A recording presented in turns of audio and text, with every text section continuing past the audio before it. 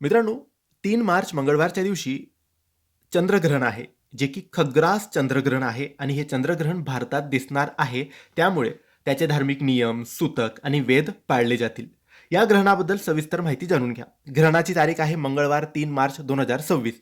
ग्रहण केव्हा सुरू होईल?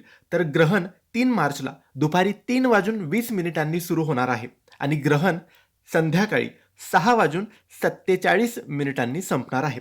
भारतात हे ग्रहण ग्रस्तोदय म्हणजे चंद्र उगवतानाच ग्रहण लागलेलं असणं याला ग्रस्तोदय असं म्हणतात.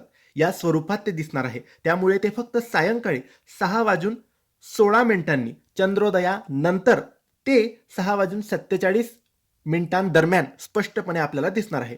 शास्त्रांनुसार चंद्रग्रहणाचे सूतक ग्रहण सुरू होण्यापूर्वी 9 तास आधी लागते. म्हणजे सूतकाचा काळ काय असणार आहे?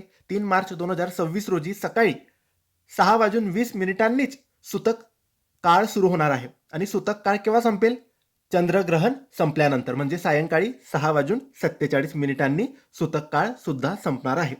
बालक, वृद्ध आणि आजारी व्यक्तींसाठी सूतक काळ हा 3 वाजून 28 मिनिटांनी सुरू होईल आणि सायंकाळी चंद्रग्रहण जेव्हा संपेल 6 वाजून 47 मिनिटांनी तेव्हा त्यांच्यासाठी तो सूतक काळ संपणार आहे. ग्रहणाचे धार्मिक नियम सुद्धा आहे. सूतक काळात भोजन करणं टाळावं, मात्र आजारी व्यक्ती, मुलं आणि वृद्धांना सवलत असते. सूतक काळात देवाला स्पर्श करू नका. घरातील मंदिरांचे दरवाजे बंद ठेवा किंवा पडदा लावावा. गर्भवती महिलांनी ग्रहणादरम्यान बाहेर पडू नये. तसेच धारदार वस्तूंचा, सुई, कात्री याचा वापर करू नये.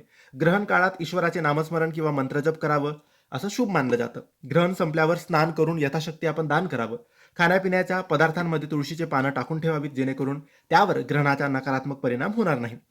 या दिवशी होळी पौर्णिमा असल्याने होलिका दहन 2 मार्चच्या रात्री होईल आणि रंगांची होळी 3 मार्चला न खेळता 4 मार्चला साजरी केली जाणार आहे. तर मित्रांनो, तुम्हीही 3 मार्चच्या ग्रहणाचे नियम नक्की पाळावेत. धन्यवाद.